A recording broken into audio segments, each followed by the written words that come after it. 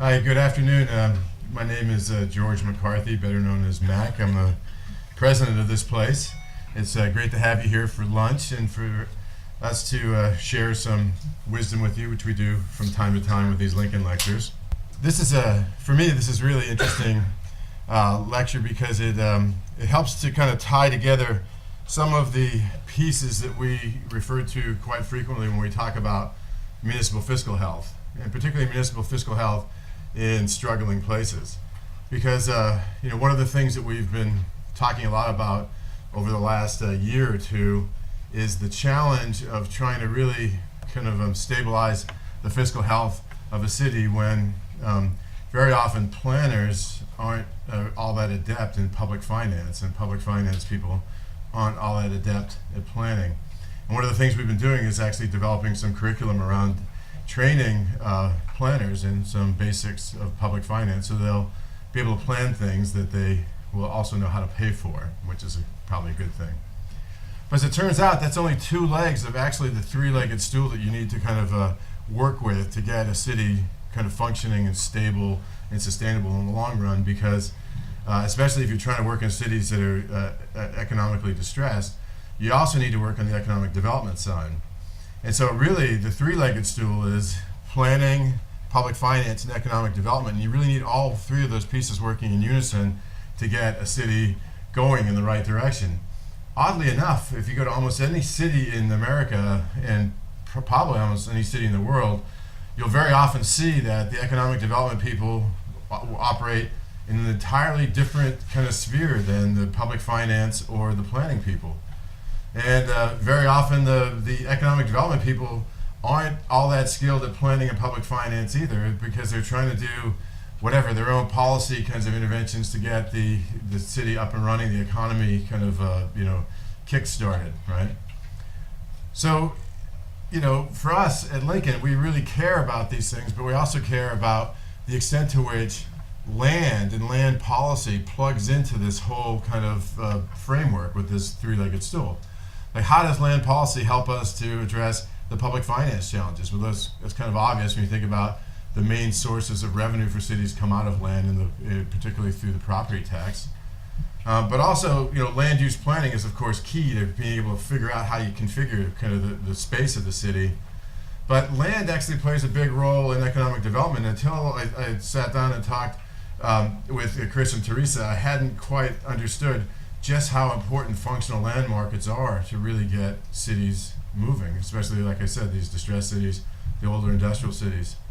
And it came as a real shock to me to hear that a place like Detroit, where I happen to know that with over 100,000 vacant and abandoned properties, a land area larger than San Francisco, vacant within the boundaries of the city of Detroit, it's really hard to actually assemble big enough pieces of land to do anything of meaningful economic importance.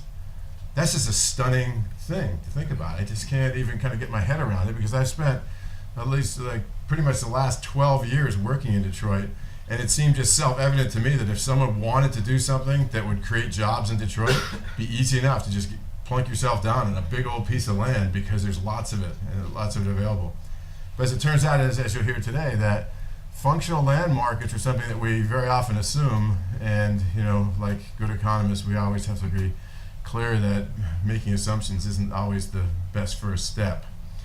So anyway, I'm really excited to hear more about kind of the role that land markets, and other kinds of land use and land policy frameworks help to support that economic development leg of that three-legged stool of economic development, land use planning, and public finance. So let me introduce our speakers. So Teresa Lynch is the founding principle of mass economics, where she looks at the intersections of growth and equity in urban settings, and has been doing great work in developing data systems and frameworks to identify inclusive development challenges and solutions at sub-regional geographies, whether sites, corridors, or cities. She was part of the MIT research team that produced How We Compete, what companies around the world are doing to make it today in today's global economy. And I've known Teresa for a long time. We've run into each other at many places, including a very recent meeting that the Kresge Foundation hosted in LA to talk about what we've learned from the last 10 or 12 years in Detroit. And Chris Reed is the founding director of swaths, where he has been engaged in an innovative approach to public space. His research interests include the impact of ecological sciences on design thinking and city-making strategies informed by landscape systems and dynamics. He is co-editor of a volume of research in drawing projective ecologies, and this is a great pleasure for us.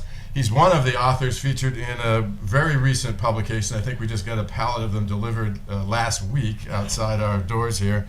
A book called Nature and Cities. We commend this book to you. It's a kind of book that you don't want to read in bed, though, because if you fall asleep and it hits you in the head, it's going to give you a concussion. Right? The thing is, it's a formidable book, and it's worth a look. Some stunning pictures and some great stories in there.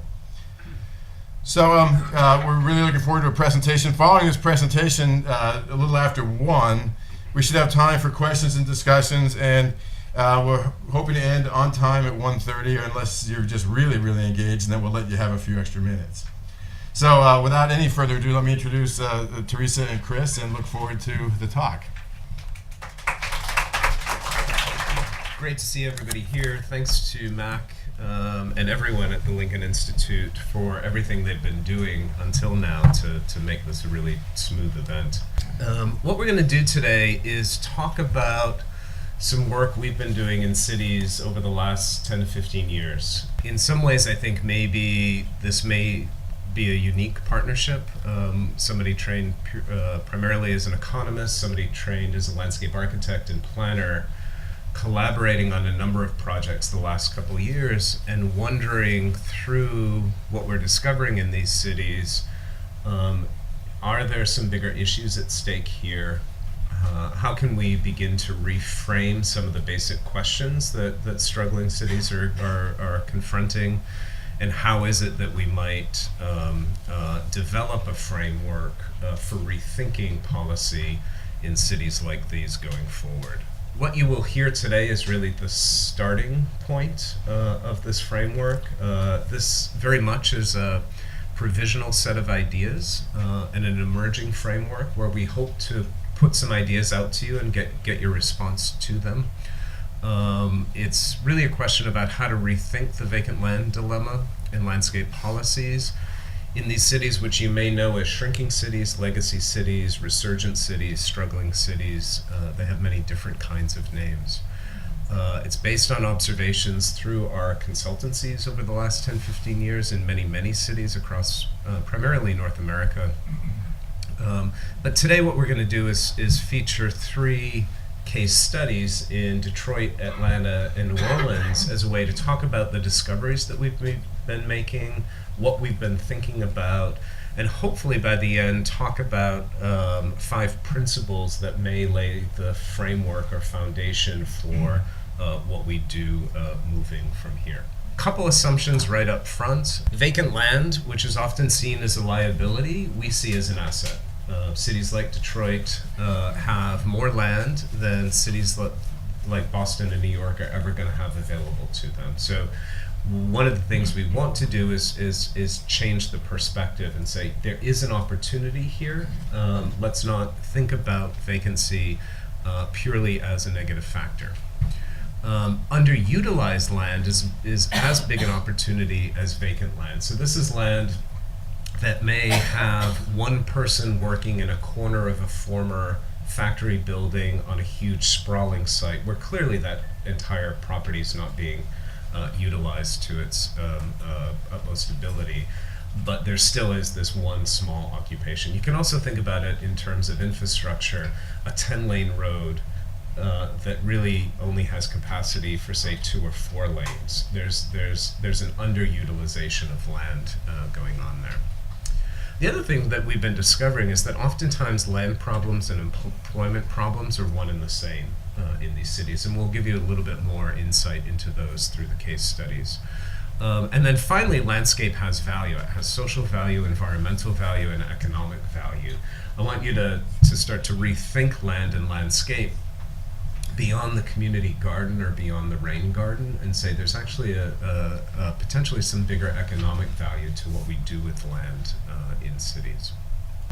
So we're talking today about what we're calling resurgent cities. And so a couple of these, New Orleans and Detroit, you think of as legacy cities, right? And this is just all we've heard about them, is that their best days are behind them and decade after decade of employment and population loss. But something interesting has happened in about the past 5 years, and that is that places like New Orleans, Detroit, Atlanta have had employment growth that matches or exceeds the United States. And so if you look at, on the left-hand side, the blue is the job growth from 2010 to 2015, and below that is the decade before that, right? So these places were not, when we thought most about them, they were in the red zone, but now they're in the blue zone and seeing a lot of employment growth. And with the exception of Detroit, where population loss has at least slowed, we're actually seeing population growth as well, and in many cases that greatly exceeds the United States. At the same time, we notice that significant land should exist. And so, kind of going left to right here, looking at the current population as a percent of peak population. So Atlanta is actually pretty close to its peak population, which I believe was 1970, because it's had such great population growth, but still has fewer people living there than it was once designed for. But in the case of New Orleans and Detroit, you're talking about, 60% of peak capacity in the case of New Orleans, less than 40% in the place in Detroit. And so, really kind of much smaller populations than the cities were built for. At the same time, if we look at population and employment density, so what's the activity there, in the second two, one of the things that's interesting, so we compare them to the city of Boston, which is a dense U.S. city. It's not the most dense, but it's a dense U.S. city.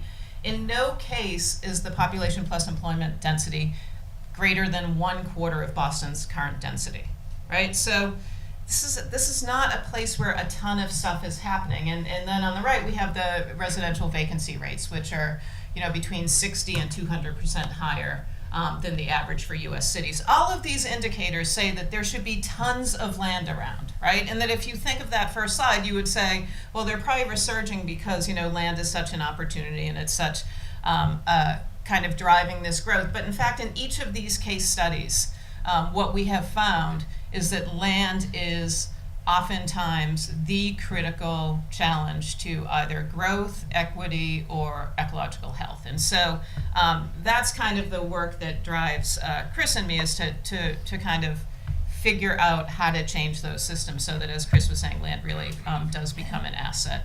And then I'll just talk a little bit about the structure of the presentation. So we're going to go through the three presentations, the three cities. So we'll talk about Detroit as Detroit, then we'll talk about Atlanta, we'll talk about New Orleans. These are all projects that Chris and I have worked on with our colleagues, and then also a number of partners who are listed on each of these. And so we're going through the case studies to give you background on these places and what we found while we were there, but we will conclude this by talking about what the emerging framework is. So be patient, the case studies are just kind of to set it up, and then we'll switch over to the framework. Great. So starting with Detroit, city really planned for 2 million people, but with a population at or around 600,000 during the time that we were working, shrinking a little since then as well. Vacancy here operates at a number of scales. I mean, you've all seen the pictures. We don't have to go into that in much detail, but here's a vacancy map. Every gray dot on that map is a vacant land or a building. That accounts for about 20% of the city. The city is 139 square miles. All of Boston, all of Manhattan, and all of San Francisco can fit inside the city border. So it's a sprawling city in a lot of ways. But the other statistic here is the underutilized land, which would take what you see here and amplify it, multiply it really across the city. But for us, the vacancy map didn't tell the whole story. And as Teresa will talk about, more population isn't the answer, or isn't the only answer. Particularly when you're confronting issues like we were finding in Detroit. So upper left chart shows you the percent of different ethnic groups within Detroit over time. You can see how whites have shrunk quite dramatically in the city. Detroit turns out to be one of the more racially homogenous cities in the United States, of course, largely African American. And so you can see that big chunk of African American population there. The map below it, though, maps two factors. One is polluting industrial sites and transportation corridors. That's what all the dots are. And then the shades of gray and blue indicate percent below the poverty line, starting with 10% at the lightest and up to over 67% to the darkest. What you've noticed there is a correspondence, a correlation between very, very poor people and sites near to polluting industries and transportation issues. And of course, given the population statistics, most of those people are African American. And in fact, we're zoned to live in those places. So there are some really incredible social justice issues at stake here, and a community which frankly isn't afraid to express the extent to which government and policy has failed them over the last many decades. The other thing we noticed in Detroit, top right chart, is that the rates of disease are much higher in Detroit than they are across the state of Michigan and across the US. A lot of those are cardiac and respiratory diseases, many of which can be tied back to some of the same issues about the quality of life and land and air and environment in which they live. And then there are other environmental issues as well. The city's infrastructure just doesn't have the capacity anymore to meet the demand of increasing frequency and volume of rainstorms and other sorts of things. So we're looking at a whole series of issues, and yet when we started the project, there was some good work going on the ground, some good organizations doing work, some good foundations doing work. Oftentimes when it came to landscape, the answer was to develop a community garden, which I think has some value within the local communities. Oftentimes people are thinking about rain gardens to help deal with stormwater. Sometimes too people think, well, let's just develop a new dense neighborhood, often in a new urbanist mode. But buildings here aren't going to solve those set of problems. So we really wanted to rethink and broaden the scope of what was at stake here. Starting with land, urban agriculture wasn't going to solve the problem of all that vacant land. There was just too much land. So how do we begin to scale up and broaden the various types of land uses and land activities that might be thought about in the future? And we looked around the world at ecological parks in Germany that took over former industrial sites. We looked at research initiatives. We looked at claiming strategies within neighborhoods. And we also looked at how some of the vacant land could be used in the remaking of the city itself. If in fact we had to take down a lot of buildings, could we use some of the sites around that as active work sites in the interim while we were figuring out what to do later on? So we had this much more expansive view and understanding of what landscapes can do, and we noted some of these down here. Landscape's good at cleaning soil and water and air, but it's obviously great for habitat and other environmental factors, but it can also help to stabilize neighborhood, promote new kinds of social life. It can generate energy. It can be put to productive use. And in many ways, this was the starting point in our conversations about the social, environmental, and economic potential of land and landscape moving forward. We covered this a little bit, but it's worth noting again that this point that Chris made, which was, when we started working in Detroit, there was this big sense that we needed to repopulate the city. And in fact, when you look at the numbers, these are all identically sized cities, right? Portland, Denver, Philadelphia, and Atlanta are all the exact same size as Detroit. And only in the case of Philadelphia do they actually have more people. But in every city, they have far more jobs. Detroit among the, I think Detroit alone among these cities relies on an income tax. And so for lots of reasons, job production in the city is far more important, growing jobs, than attracting population. But 27 jobs per 100 residents versus, say, 73 in Atlanta. So this was really kind of the big gap, was the jobs gap. Lots of issues around this access and mobility, right? So it's a city that does have a large low-income population. A lot of people don't have access to vehicles, very poor regional transit system. And so the fact that job opportunities were so spatially dispersed created a lot of economic and equality issues for the city. And as Chris was saying, looking through this lens of race, the inequality kind of situation in Detroit really becomes stark in terms of who owns businesses, but really who owns the bigger growing businesses. And so thinking about all of this together, there are a number of problems to solve all at once. And so one of the places we wanted to look was in the industrial land corridors. So with our partners, Interface surveyed all of the industrial land in the city, and actually found that 64% of it was still being utilized by industrial uses, which is actually quite high. About 22% of it was vacant, which is not actually terribly high even for stronger economic cities. But the manufacturing base in Detroit is real, and it kind of survived through some of the downturns. But the point that Chris was making, one of the things that became apparent, and it's one of these things that really only the practice of economic development can reveal to you, was the underutilization of sites. And this wasn't actually something we found in the data. This was something we found because we would walk up, knock on a door, right? We would have an interview, and someone would take us through 4 empty buildings that had those curtains to trap heat and all this sort of stuff. And it would turn out they were using 1 out of 5 buildings. They had once had 400 people, they now had 30 people, right?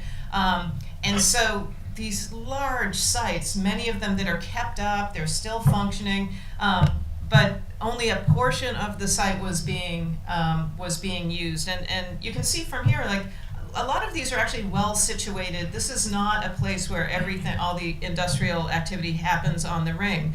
A lot of well-placed industrial land. Lot of real assets dispersed across the city, but real kind of pockets of assets. And so where we landed on was this idea of employment districts, right? Which is to kind of concentrate your land in economic activity to overcome both a number of the land challenges that you have, but also a number of the employment challenges, and also a number of the transit challenges, right? And so that you could keep the kind of industrial nature of the city through zoning and things like that, but you could also start to create kind of investment nodes that would support further investment, right? And so investors would know that this area is going to stay industrial, it's going to have better bus service, whatever it might be, but to really create some types of investment nodes in this kind of large, kind of dispersed city. Going to jump to Atlanta. There's a couple of projects we did here that we want to talk about. One is what is called the Beltline. You probably know about this. It's Atlanta's 22. It's a walk-bike trail that follows the old rail line in the middle of the city. Georgia Tech graduate student came up with it as an idea.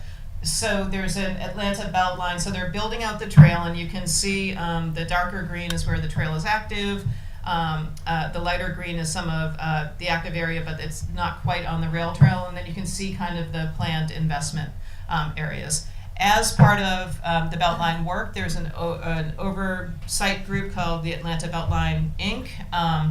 They got a TIF, so they have a TIF for this entire area, but in return for the TIF, they agreed to create 30,000 permanent jobs, 48,000 construction jobs, and 5,600 affordable housing units. And so the challenge was kind of how you do this in Atlanta. And one of the reasons it's such an interesting sort of challenging kind of endeavor is that in the Beltline you see every type of U.S. urban city, right? And so in the north you have some of the absolute wealthiest neighborhoods you will see near Piedmont Park. Really beautiful areas. And so you can see in the north and northeast have had a lot of population growth, low unemployment, low poverty rates. The southeast looks a little bit more like the United States, like population has slowed down a little bit, but unemployment and poverty, they're high by national standards, but only slightly high. But in the south and west, you have just, devastatingly high unemployment rates, extreme poverty rates that go, up to, 40%, is not atypical. And some of these areas haven't recovered from the foreclosure crisis, right? And so lots of empty land, lots of abandonment. And so you can see this is the food desert maps, just to give you kind of a visual sense of this kind of the two belt lines, right? The kind of wealthier northern part of the Beltline, and then this kind of the areas in the south and west that have been disinvested for decades and decades now. And so the other thing that you see is that all of the early investments around the Beltline didn't necessarily follow where the trail was being built out. They actually just kind of landed in a lot of the wealthy areas in the Beltline. And so one of the challenges here is to think about how you you're going to have to increase job density by about 50% all along the Beltline to hit your numbers. But your starting point is that job density in the north is about 4.5 times what it is in the south and west. And so, the only way to actually hit these jobs numbers is to start making the west and south job centers as well. And so, came up with kind of 4 strategies around this. One is around real estate models, and we'll get into that in a little bit more detail. The other was thinking about economic cluster strategies that really kind of fit the Beltline and complement some of the other initiatives in the city. Thinking about, there's a lot of tech investment in and around Atlanta, and how this is a great opportunity for the Beltline because the types of companies that in tech and that get VC, they tend to like these kind of newer, more interesting spaces. And then thinking about how you make just kind of a business-friendly environment along the Beltline. But I want to talk mostly about the real estate piece in this. And so a challenge here is that Atlanta is very much a real estate town, right? It does it very well. It does it in Atlanta. It does it around the country. And so really a big part of the economic development model is around real estate. But unfortunately, they get into this boom and bust cycle, do a lot of cookie cutter development, also tend to overbuild in good times, and so actually have incredibly high vacancy rates in their central business district. And so what we wanted to think about was, Peachtree can continue to be kind of the Class A traditional office space area, but you could use the Beltline for more of the Class B and the rehab spaces, and really start to create a different type of real estate product that would either attract firms from outside or keep some of the Georgia Tech and Emory and Morehouse graduates around. And so, one of the big opportunities here was to really think about using policy that only subsidized product that actually led to certain outcomes, whether it was absolute job growth, equity, equality issues, that sort of thing. But really want to think about how we get out of this boom bust cycle, but also create the real estate that would continue to Atlanta's job growth momentum. But the real big thing that needs to happen here is that you need to figure out a way to take some of, it's an odd situation because your south and west are really set up for industrial activity, a lot of zoning, good highway access, that sort of thing. But the remaining industrial was actually in the higher market areas in the north, the areas that were under a lot of market pressure, and so still a lot of industrial there. And so what you really needed to make all of this work is to think about how you take some industrial uses, some of your light manufacturing, those types of uses, and put them into some of the vacant areas in the south and west, right? And so how you create the jobs where you need them, because there's tons of market pressure in the north for people to just convert these to condos or high density office. But can you do this in a way that you actually, kind of actually shift activities, move firms, entice firms, whatever it might be, so that this kind of displacement from the market pressures in the north also leads to a growth in the south. And Chris's team and my team and some other partners worked on a specific question around this on this 30-acre site on the Beltline in the south, in a neighborhood called Pittsburgh, one of these neighborhoods that like I said about the South, very high unemployment rates, very high poverty rates, still being challenged by the foreclosure crisis even 2 years ago. But Annie E. Casey Foundation owned a 30-acre site, and they do a lot of work in that neighborhood, and they want to think about what the opportunities are in terms of inclusive economic growth around that site. Do you want to talk about the site? Yep. So you have an aerial photograph here. The neighborhood, Pittsburgh neighborhood, is primarily to the north of the site, where there are very direct connections. The Beltline is just to the south of the site here, and you can kind of see that horizontal moving across the site. Some key characteristics: it did have good highway access, and it was fairly close to the airport. The site itself was challenging in that there was, from lower right to upper left, there was a 30 to 50 foot grade change, and essentially the site had been leveled in between that, creating some very steep slopes on the edges, and frankly a lack of just direct connectivity to the neighborhood. You can also see a number of the challenges. There's a footprint of a building over here that existed. There are a number of utility rights-of-way that move through the site and had limited potential to be built on. And then you have a couple contamination plumes. There were some uses on the site, particularly on the right or east part of the site, that did need to be addressed and cleaned up, but would limit certain kinds of activity there in the short term versus the long term. And so in terms of the assets, we did have a major parcel to the left, to the west, that could be activated fairly early on, and then this desire to promote connectivity to the adjacent neighborhood and to the north, and the Beltline itself to the south. Then a little bit more about the block structure. Again, high rates of vacancy, high rates of employment, and certainly not something that the cookie cutter mixed-use development at 7 to 9 stories would address in any way. Right. And it was a site, though. It's a 30-acre site on the Beltline. That's going to be the most valuable land in Atlanta at some point, and it'll be a point, kind of down the road. But and so there was this. People had eyed it as a potential, maybe high-density residential, some opportunity that connected more to the Beltline itself rather than to the neighborhood. But of course, Annie E. Casey, owning the site, had a different set of priorities and opportunities. And so one of the things we did was we had a kitchen cabinet of neighborhood leaders with whom we met and discussed kind of opportunities and options and preferences, and also did a number of these kind of public meetings to talk with people about what some of the options on the site were, what some of the opportunities were, what some of the constraints were. And from this, we're able to kind of distill what people really wanted from this site. And number one was people wanted jobs, right? They want job creation. They wanted jobs that were accessible to people who lived in the neighborhood. They wanted these to be sustainable jobs in the sense that, not seasonal or, but in an industry, and have an investment that would guarantee jobs to the extent that you can for a long period of time.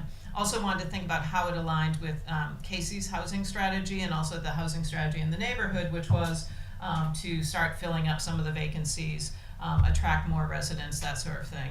And then, maybe most importantly, from our perspective, was thinking about making sure that the opportunities would be something that local residents could have. And so we did a lot of scans of prior experience and work experience of local residents to really think about how you create jobs that match the skill profiles and the experience of the local residents, almost very few of whom had kind of formal 4-year degrees. And so we went through in detail, and I won't go through all of these, but really kind of, it's an industrial site, it's 30 acres, so lots of opportunities there, and narrowed it down to these kind of 8 categories that we evaluated a number of different ones.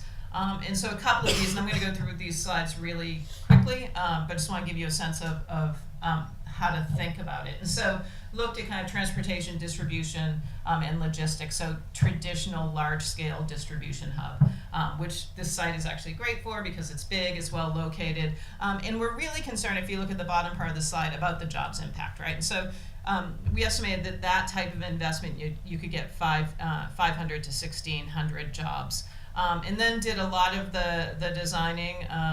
Chris's group did a lot of this, but to think about how these different uses would actually play out on the site. Did you want to say anything about these? Well, yeah, and in some ways, how we could use the topography as to everyone's advantage, layering uses one on top of the other. We almost had the opportunity to have 3 ground levels because of the way the topography changed across the site. So this shows a distribution facility on the flat platform of the site, which would be fully accessible as an open space on the roof from both the Beltline and from portions of the neighborhood across the street.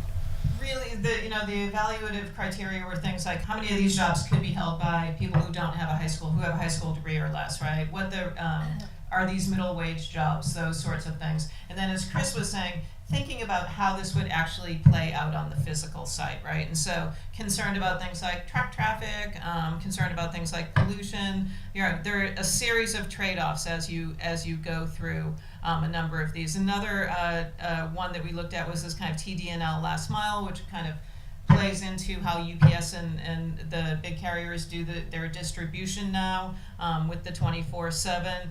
Liked this one in some ways because far fewer big trucks, right? And so the truck traffic concerns weren't as great. But again, walked through the kind of pluses and minuses of these, both from a neighborhood development perspective, an equity perspective, and then a kind of physical site perspective. And then, Chris, you want to talk about the interim uses? We knew that the development would take years, but this had been, an empty site, an eyesore, just this big kind of not attractive site with a not attractive fence around it, right? And Casey was committed to making this a site that was an asset for the neighborhood sooner rather than later. So we were looking at a number of interim uses for the site that on the one hand would open the site up in limited ways to community members. So looking here at a temporary art forest, activities in the old building footprints that would be market oriented, and even having activities like a truck driving school in the bigger vacant area as a way to activate and provide some level of engagement for folks in the community while you could do a phased build out of the site over time. And so what's interesting, I think, about this project, it was really a case where Casey ended up pushing the market. And so, we did this evaluation, didn't land on you should do, this is your first best option, this is your second best option, but came up with a set of criteria of things that we knew were feasible on the site, right? Having done the homework, having talked to people. And Casey took it to RFQ out to national developers and said, this is what we expect from the site, and don't tell us it can't be done, right? We did the homework, we know this can be done. So they said, we want jobs production for neighborhood residents on this site. If possible, we want a small grocery store, right? It's a big site. It's not quite a food desert, I would say, but the big grocery stores are not conveniently located relative to this neighborhood, and the transportation connections aren't great. And so this is, it's really a tribute to Casey. It's been a fantastic success. So they took it to RFQ. They have a master developer. They were doing pre-engineering this year to prep the site. The details I don't think the details were released, but my understanding is that the developer has a light industrial user who will create a couple hundred jobs on the site, also prepping the site for the small retail store, doing all the pre-engineering, and now they're using some of the interim uses. They've had festivals there, flea markets there, public school training and fire department trainings there, and it's really a case of pushing the market a little bit, right? Like that no developer was going to say, that's not true. Most developers weren't going to say, my priority is to create jobs for neighborhood residents. That's not the way they think about their job. But Casey said, this is what we want your priorities to be. In fact, we're able to get the market to respond to that. And third, very quickly, some work we did down in New Orleans in the last couple years. under the rubric of working vacancy or putting vacant land to work. Here we were discovering many of the same things.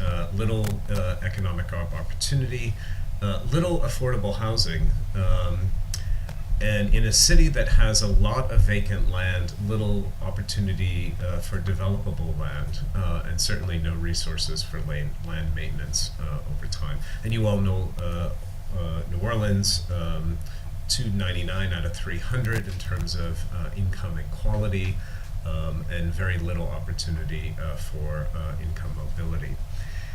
We started to look at the vacant land. There are only 130 acres of vacant industrial land in the city, as opposed to almost 2,000 acres of vacant residential land in the city. And even some of that vacant industrial land wasn't really well situated or had problem owners or those sorts of things. And yet the discussion has always been about what do you do with residential parcels, how do you increase population. We started to look at vacancy, not only vacancy, but vacancy and blight. All the city's land maps talked about vacancies, which are all the little dots, but all the purple areas indicate areas with high percentages of blighted properties, meaning empty structures that were still on site. So when you overlay the two, actually the problem is a lot more dramatic than initially thought. Nor is the redevelopment agency in town, and had really been looking at the problem through the eyes of what properties they owned and how do you take on this problem on a site-by-site basis. But one of the things we did was said, if you look at who owns the property and then you begin to think about opportunities for assembly of land, no matter who owns the property, the opportunities to do something within the city are much greater. And so we needed to look beyond the single agency in order to do this. And in fact, we started to look across the city doing a map that said, well, if you were to look at adjacent vacant land, no matter what the ownership was, we actually have a much greater opportunity to put together parcels greater than an acre or two, which would be the size of site that you needed for jobs producing uses. And this was a significant change, I think, in the discussions with the redevelopment agency down there. It's not about filling it with more houses, it's about how to assemble for other kinds of uses. And in fact, we looked at a whole range of different ways to begin to think about vacancy, things that were very much jobs producing, which are the versions on the top, and other examples which were more landscape oriented, but were thinking beyond landscape at the scale of the single lot. And so with Teresa, we were looking at various options for B2B white, makerspace, the kinds of industries that would put that population to work. Again, folks with high school degrees or even less sometimes. How is it that we find the right kinds of situations for the population that exists there? And here's an example. Every colored property here is vacant. This is a neighborhood called Florida. Nora owned the purple ones, and other agencies or people owned the yellow ones. The opportunity, if you were to only look at Nora owned sites, was to do scattered, smaller scale, say, landscape installations across the neighborhood. But yet, if you were to assemble those sites, all of a sudden you could put together the sites and put a number of jobs producing uses into those same neighborhoods. And so we were looking at doing really thinking aggressively about assembly opportunities within neighborhoods, but we were also thinking about aggregations of vacant land that may be scattered through a neighborhood. You're all familiar, I'm sure, with the lot next door policy. If you own a lot, you can adopt the lot next door. That becomes part of your ownership and you can take care of it, but you have to live there. And we were saying, well, what if anyone in the city who worked or lived there could get control of a number of different properties spread across a neighborhood? Would it make those properties a bit more productive for them from a landscape view or even from a kind of microeconomic standpoint? So if one person or one entity were suddenly to control 12 to 15 to 20 vacant lots across a neighborhood, they might be able to put together a landscape operation that could scale up, provide a couple jobs, and at least begin to develop nursery trees or other sorts of activities like that.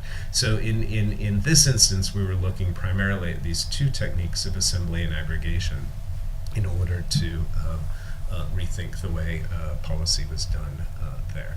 So those are the three case studies. What we want to do in the last 5 minutes before we open it up is tackle some of the principles that I think come out of the work. And the first one is one that I've been talking about a lot: broaden our understanding of land types and what a productive use might be.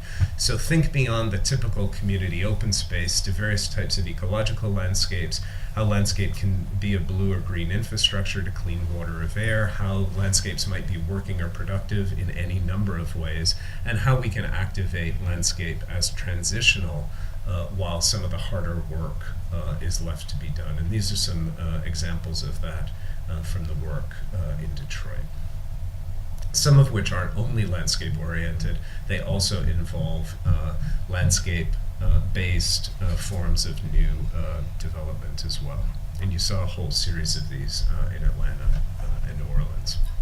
So principle 2 is around recognizing the opportunity of underutilized land and buildings. And so we talk a lot in cities about vacancy, but don't talk enough about underutilized land. So we give a really low bar for what we consider underutilized land. That's not true. This is just a flip. It's a very strict criterion, right? We're not just like, oh, we think they could use it better. We call it underutilized if the employment density, if the jobs density is 33% or less than the industry norm. And we look at 6-digit industry, right? We're really down to specific type of uses. And so theoretically they should have 3 times more jobs on the land to meet the average. And so what you find, even using that really strict definition, is that underutilized land, in Atlanta it's slightly more than the vacant land, and in Detroit it's just about the same as the vacant industrial land. The other reason to think about the underutilized land is that these are great parcels. So broke Detroit's industrial land into that's being utilized at some kind of rate that we would consider not underutilized. So 8 jobs per acre in that half, and versus 0, less than a job per acre on the underutilized land. But the bigger takeaway here is that the average site size on the underutilized is over 17 acres, where on the stuff that's still in use, it's about 4 acres. And so in cities that often lack large parcels with which to do projects, the average size of the underutilized land in Detroit, the average parcel size is 17.5 acres. So real opportunities there to just kind of completely rethink these areas. In terms of Atlanta, we talked about the Beltline and this kind of industrial concentration in a place that's under a lot of pressure to do high density office and high density residential, which are actually would be fine in that area. We want to see and so you look at the green sites; those are existing industrial uses in the north, and the red in the south and west is where they could all be absorbed. So theoretically, you could move all of these sites in the north, these industrial sites, keep them in Atlanta, keep them on the Beltline. But thinking about why that doesn't happen, and so the right-hand side graphics, these tend to be, so if you look at the bottom right, most of these parcels, most of these businesses in the north are standalone businesses. They're family-owned businesses where the plan is to run the business until the person who's running it now retires and then put it out on the market. And I think there's a psychology there that works towards kind of keeping this space underutilized. So will this eventually transition? Yeah, it'll transition in 20 or 25 years or something, right?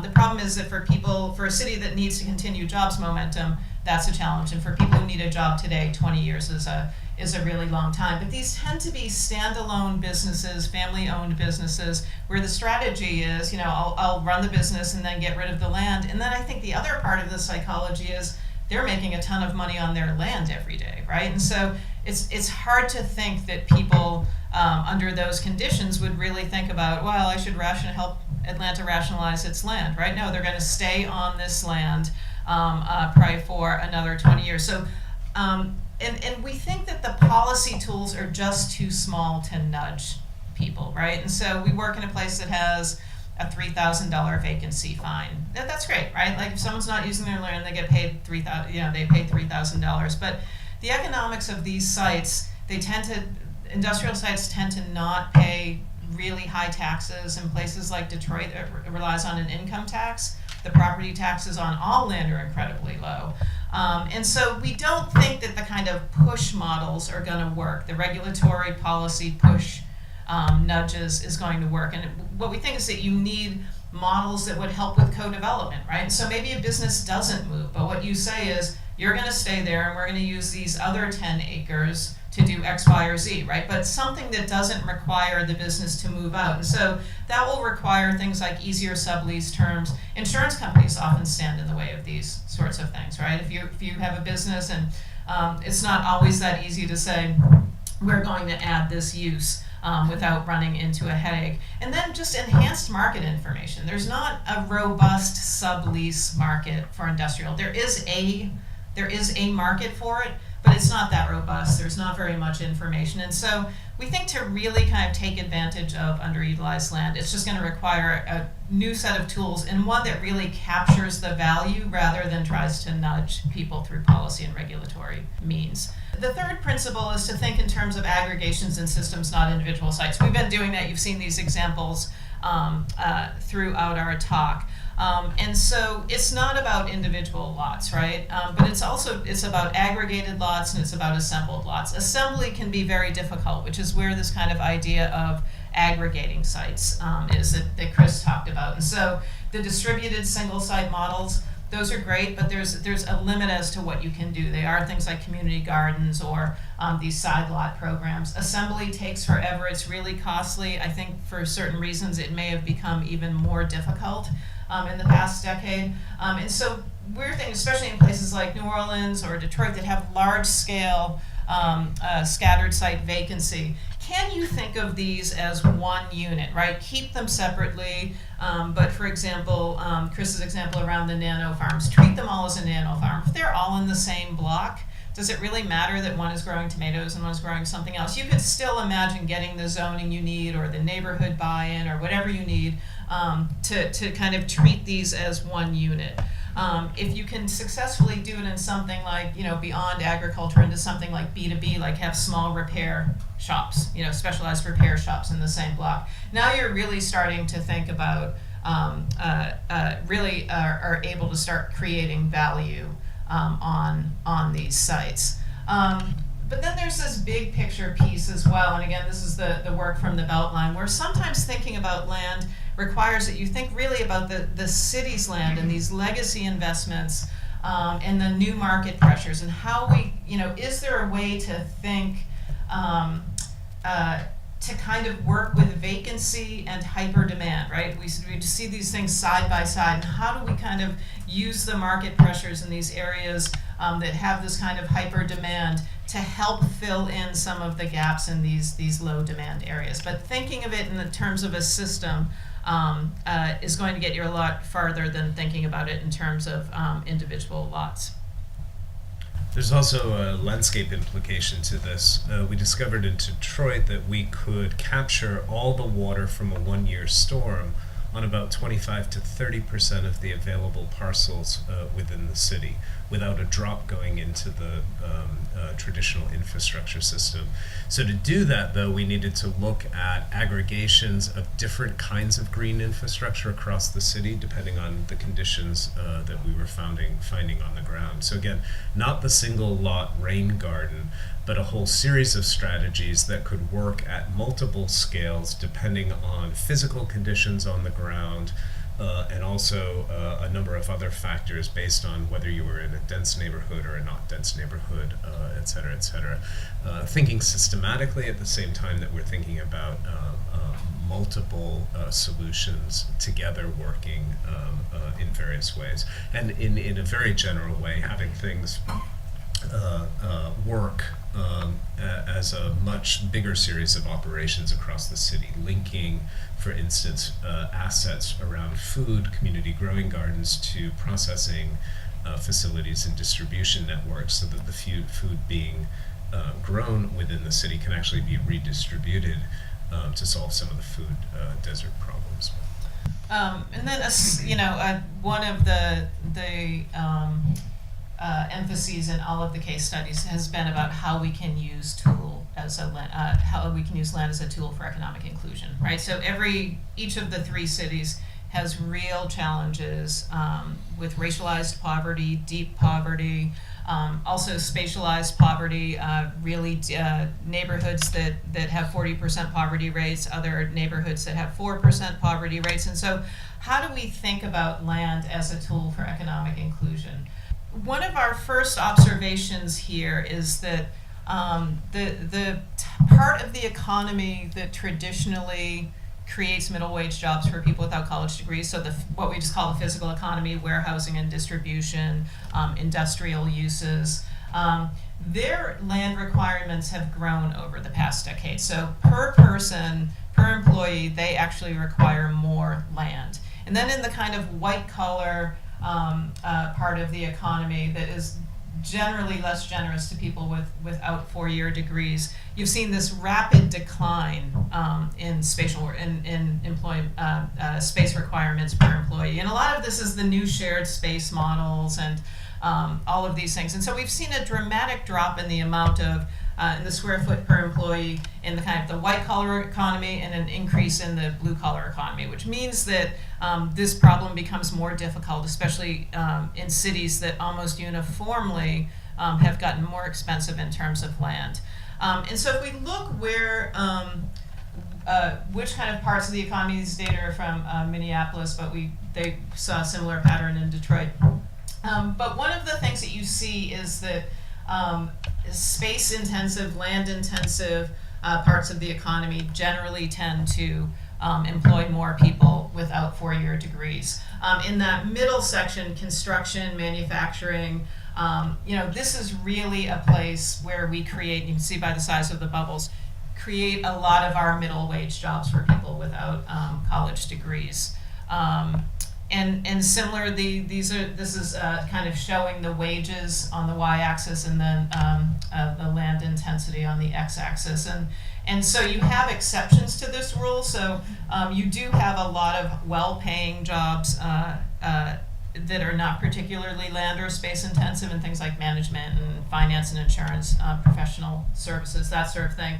But if you add up the size of those bubbles, you're just not creating a lot of jobs for people without 4-year degrees. And so what you see is that, starting with construction and manufacturing over, these kind of land-intensive, location-intensive industries tend to be a place where we create a lot of our middle wage jobs. And so not having the land available in cities, not having the jobs accessible to urban populations creates this kind of cycle around inequality, but we think that land can help break that. And so this is just a subset of a group that we call B2B, which is this back office business to business services, but really big part of the economy, a growing part of the economy, almost uniformly in the physical parts of it, facilities management, local trucking, repair services, small scale wholesale, that sort of thing, require 1 to 3 acre lots. And these are just hard to find in cities. And so what we were thinking about New Orleans is,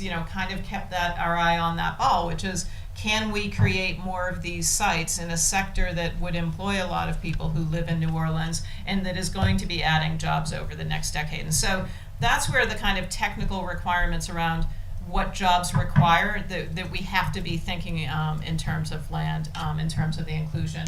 And then lastly, when you do have a site, This is one of the drawings for the Casey site. We were thinking about, could you have a blue-collar innovation district, a blue-collar innovation space? So one of the things that you notice doing this work around the country is that there's a million real estate solutions for people who need a desk and a computer and a cup of coffee, right? And we've made it really cheap for people to share space, share utilities, rent out, 12 square feet for $300 a month. There's no equivalent in the physical economy, right? And so this has real implications for measures of equality. And so can we think about, when we have land, what would shared space solutions look like in the physical economy rather than just the digital economy? And fifth, our last principle, develop a more nimble approach to vacant land planning. Change the way that we think about planning using a series of tactics, typologies, and scenarios. In a city of 139 acres, we weren't going to be able to master plan every square mile of it, every square foot of it. And we certainly weren't going to succeed if we developed a form-based code. It had to be a much broader approach to planning. So what we did do was look around the city and develop a conditions map. This is a conditions map based on physical conditions on the ground, based on issues like access to transportation, based on cost to service models that the engineers on the team were developing with us. And they were also looking at market trends. Were these neighborhoods trending up or trending down? And so we developed this series of framework zones or conditions that said, well, if you're in a purple area, you have a different set of choices available to you, say, than if you were in one of the blue areas. The blue areas being stronger residential areas, the purple areas being where there were high levels of vacancy, not a lot of services, not a lot of support. And so the first understanding is to identify which set of conditions are evident on the ground, and then to understand that there may be multiple ways to move forward. So offering a range of alternatives for each of those conditions that would allow a next level planning effort that involved a lot more of neighborhood interaction and various stakeholders to be involved with to make the individual decisions about what comes next. And doing it in a way where we essentially outlined how you would do it. So these were these decision matrices that we developed. No matter whether you're looking at a single vacant lot or looking at multiple properties within a particular place, what is the nature of the parcel that you have? What are the conditions that you're encountering? What are your own priorities going forward? And as you make your way through these matrices, it would then give you a number of options that would be appropriate according to that place and your set of priorities. So planning rethought as a more nimble, more responsive, something that could evolve over time, but still adhered to a set of principles that were always looking back toward a bigger set of goals citywide. And so with that, I think, again, in summary, these are the five main provisional points coming out of this work. And at this point, we've kind of overwhelmed you with a bunch of data and statistics and thoughts, and it might be a good idea to just open it at this point to conversation and discussion. So I have a couple questions. One is, when you looked at underutilized, did that include dense strip malls, or were you particularly looking at what would have been industrial sites? They were industrial. Yeah, that was the industrial land. So what do you think about those dense strip malls that are all over the place? I mean, how could those be part of this thinking? Yeah, and I think that's slightly less of an urban problem. I mean, we see it in cities. So yeah, I imagine it has its own set of challenges. I imagine you could kind of walk through these similar analyses, right? How you could better use them, that sort of thing. Retail's funny though, because retail's really not coming back, right, in the way that it was. And industrial's not coming back, but there still is a physical economy, and then all of these other uses for land. Whereas strip malls are a lot about buildings, but so I don't know, but I imagine you could do a kind of similar analysis on this. My second question was, when you think about that aggregation, there are examples of places where the economy is based on a clustering of needs around a particular kind of industry. And the one that I'm most familiar with is in Carrara, where the marble and quarries have sort of developed this symbiotic relationships. And they're all very small, but in the aggregate, they create a large economic benefit. And, so is that sounds like it might have been, although in the instance where you said that, you know, you had buildings that were only 4 people in it instead of 150, is that because of automation? And so how do you plan to fill that building again in the future? So good questions, hard questions. One of the projects we did in Detroit was on this business to business cluster in the kind of B2B sector. And what we found was there were kind of 6,000 missing jobs in Detroit, right? These are things like catering, facilities maintenance, where you never go outside your region, right? You're not going to call someone across the country to, and ideally, they're most often served within a kind of 8 zip code area, right? And so we found that there are, just like there's the missing retail studies we found there are about 6,000 missing B2B jobs in Detroit. A lot of them will have a physical component, right? Repair services, small truckload, logistics, that type of thing. And so I think that, you know, you can, from the economy, and I know Chris has a bunch of ideas about how you can use land in other ways, but that's a growing part of the economy. Detroit, if they made available those sites, they absolutely would have. And one of the reasons we came to some of this work is, you know, we were in Detroit actually for probably about 2.5 years. So we were there a lot, got to know the economic development people, and often heard stories of, you know, Lear would set up a site tomorrow if we had an 8-acre site. We don't, right? If we had a 5-acre site, we would have this. I mean, these are real missed opportunities. These are people knocking on doors saying, do you have this site? And people saying no. But I think there are when we did kind of a scan, we realized there are these other industries that absolutely, businesses that should be in Detroit. And I think one of the main reasons they're not is because of the land difficulties.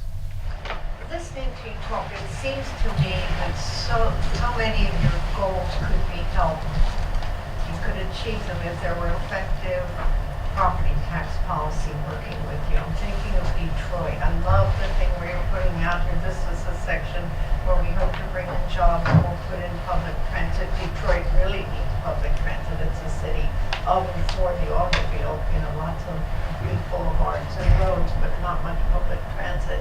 And I'm wondering, when you're putting in a public transit line, is there any way to educate, though, you know, Detroit needs a property tax, to recapture the rise in land value that comes as a result of putting that transit in? When you put a transit system in, the land around it all goes up in value. If that could be collected through a land tax, is there any way to educate? You know, it just seems to me if you could have that working with you, it would be so much easier to do the kinds of things you're doing. Is there a way to get Detroit behind that kind of thinking? I don't know the answer to that question, but I'll tell you how we were thinking about the issue in Detroit in a little different manner. Detroit, with its population loss and with the loss of jobs, had a city where vacancy was widespread, development was very thinly spread across the city. So the map you saw, it's not like we could just shut down a quarter of the city and say, okay, well, we'll just focus on the other. It was unevenly spread across the city. But what that meant is that all the sewer lines, all the electrical lines, all the city services, police, fire, etc., that were set up for a city 139 square miles with 2 million people was being supported by a population with a property tax income that was a fraction of that. So our starting point wasn't to think about what other kinds of taxes could be levied to generate more income. It was, can we rework or consolidate where we're making decisions about development? I mean, even the foundation spending across the city, and foundation spending there is very robust, was being spread across the city and not coordinated in a lot of ways. And so the goal here was to say, in that map I just showed a couple minutes ago, those purple areas would receive no more investment in residential development or industrial development of any kind, because over 20 to 30 years we needed to take those areas of the city offline. So take those down, not have a cost to serve, not have the cost to service those areas of the city from an infrastructure and service standpoint, and focus those efforts in other places where it could be consolidated. With transit, we found that actually transit was going in circles and wasn't actually connecting people to the jobs. And so part of that was just reworking the way the transit system worked in order to take people from their homes to some of these business cluster areas that Teresa had identified on one of those maps. You mentioned that in New Orleans, Nora owns only a small percent of the vacant land in the city. Who owns the rest of it, and what sort of aggregation strategies would work in New Orleans? So do you remember the data on who owns the rest of them? So definitely other public agencies owned them, and then I think a number were tax foreclosures that ended up, with some sort of land authority. I don't know that there was tons of private speculators, but what was that, Chris? There were some. There were some. But one of the things we were focused on was the fact that the public agencies, and we see this everywhere, so it's not a slight against New Orleans itself, the public agencies themselves don't coordinate on land holdings, right? Which is just insane, right? And so you often have when in cities where the schools are separated from the rest of they have their own, land strategy. And so the wins it's just low hanging fruit on a lot of this. So, but I do think the other piece of this is really thinking about bringing in the private sector, and whether they're trading mechanisms or actual sale mechanisms. Everyone benefits from being able to create larger parcels, right? Because you can always then make them smaller again, right? But really, the value comes from making these larger parcels, especially in the residential that's never coming back as residential. And so I think you just need coordination across the actors, and also just some sort of mechanisms. The New Orleans work was part of a competition that we did, that Chris's team led, but one of the other groups was from Ohio State, and really was coming up with these kind of trading mechanisms for things that essentially don't have, kind of formal markets. And you need to see more of that, right? Which is how the landowners can have information about each other, and these endless stalemates. But it starts, I think, with coordination of the public agencies, and also just having a strategy. What are you trying to do with your vacant land? The answer to a public sector is get rid of it, right? And we're saying, well, we think there's actually much more value in thinking about it strategically. In both New Orleans and Detroit, one of the first things we said was stop public land auctions right now until some of that coordination can happen. Yeah. We had this great, slightly uncomfortable meeting in Detroit where we tried to assemble most of the public agencies that did hold land, whether they were local or state. And then we showed them a map of one particular neighborhood that said, here are all the vacant lands.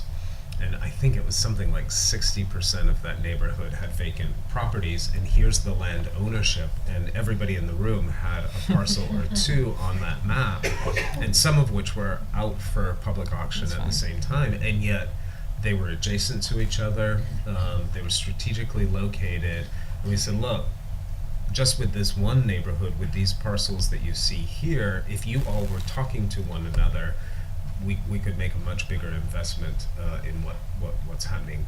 But just getting that meeting together took 6 months, and some arm twisting. George?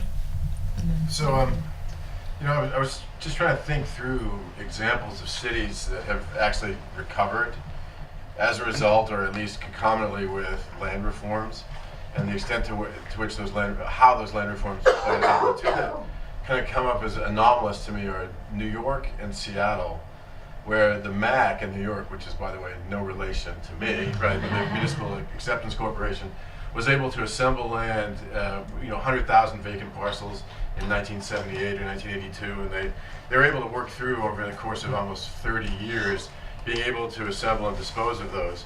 But what's interesting about New York is that when they assembled and disposed of that land, they did it almost always for residential use.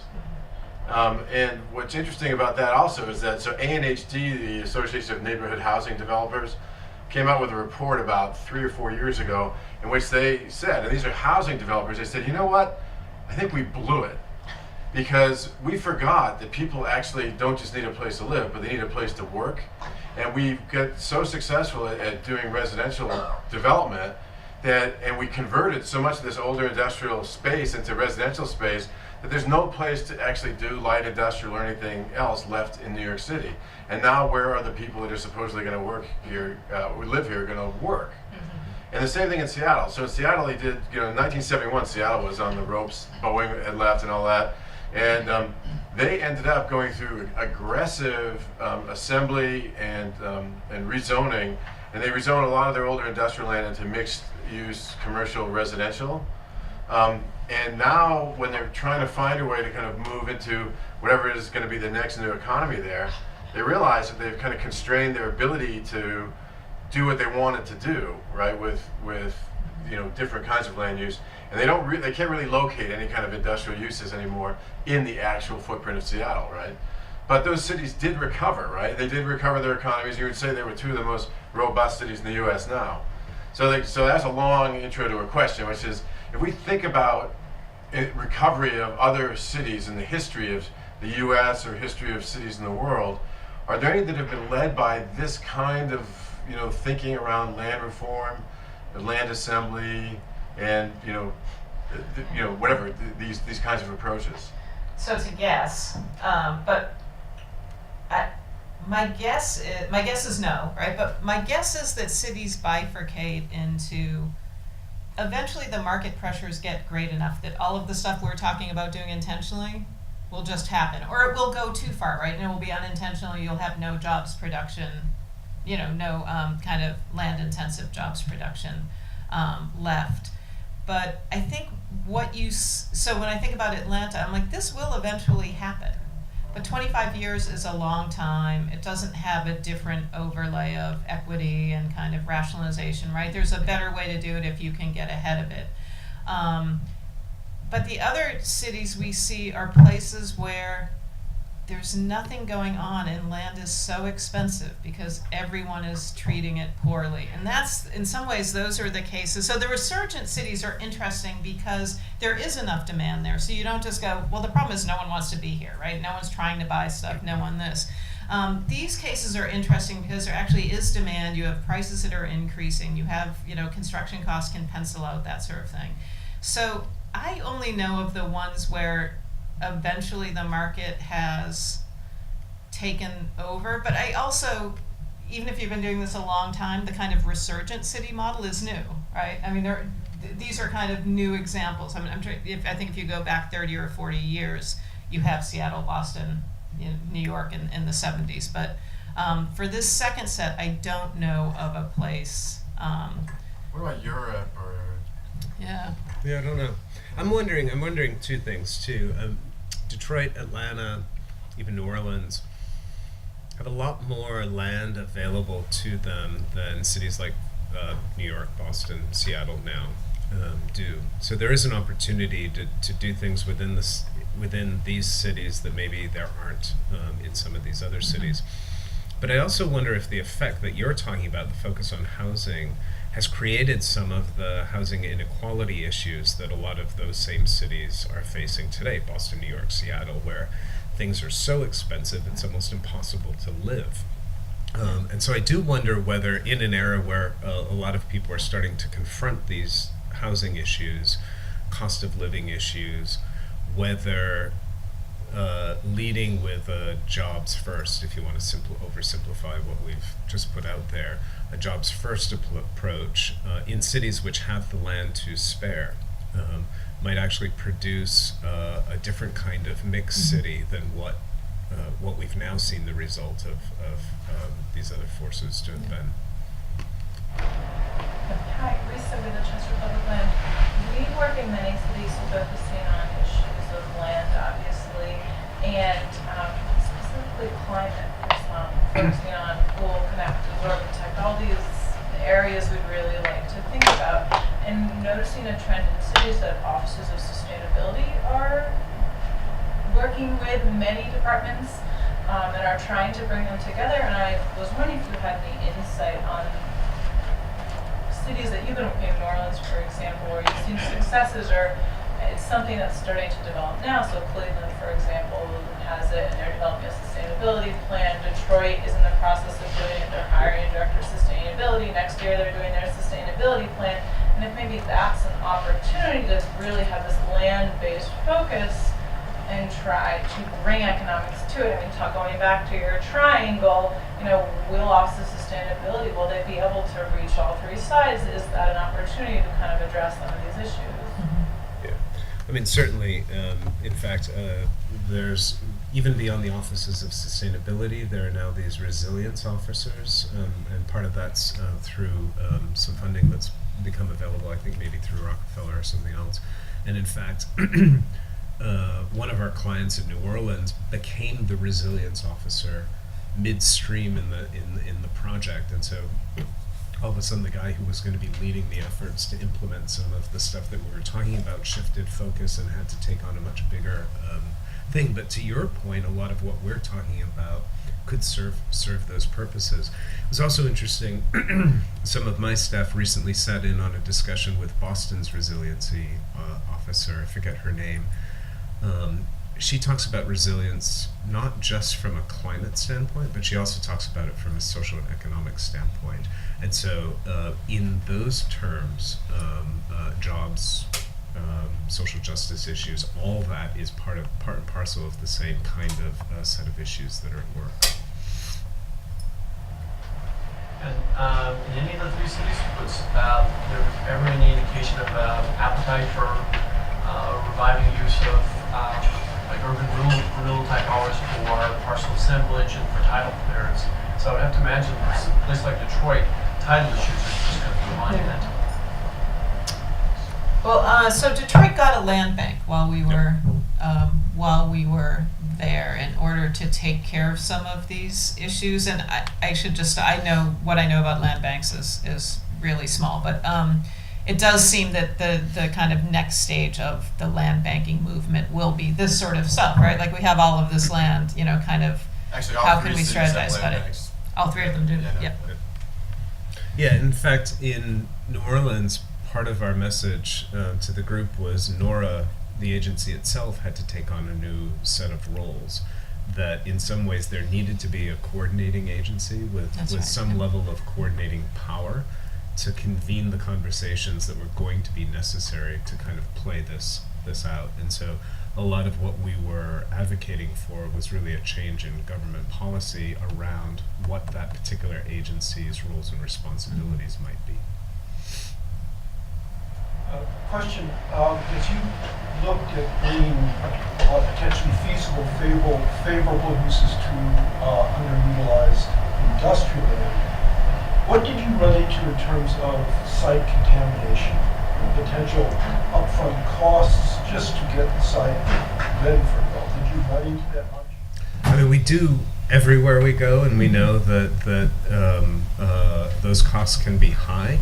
But we also know that typically what that means is nothing happens on those sites for a long period of time. And we know now that you can actually do things, even purely just landscape installations that are very, very low cost, that start to transform the look and appearance of those places and might actually start to give you a little bit more information. So on the one hand, there are plants that can start to take up some of those contaminants that are also nice to look at. Mustard is one of those. There's also some research lately that says you can plant a site in a way where the growth, death, what you see in terms of plant growth and plant death can give you a first level indication of what kind of contaminants and the severity of those contaminants on the ground. And typically those are more cost effective ways to approach the issue.